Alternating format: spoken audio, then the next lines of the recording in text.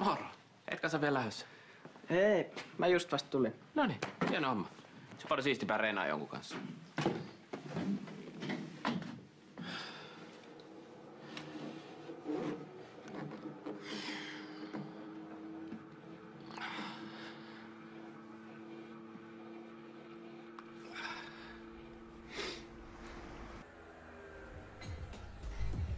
Noniin, jaksaa.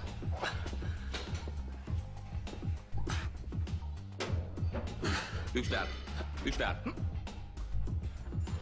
Hyvä. Se riittää. Tästä vaan. Tuleeko jakso treenaa, niin äijästä tulee pikkuhiljaa Arnoldi.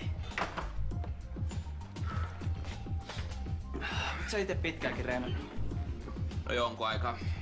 Mä aloitin joskus Faijas salit. Mites sä? Olis Brysselissä siistejä saleja? No joo, onhan siellä ihan.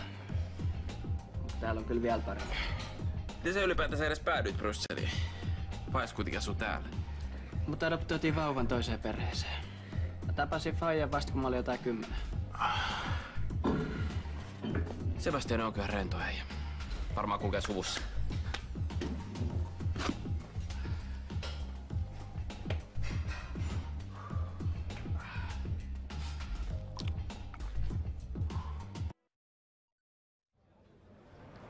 Mitä lukioon sä käyt?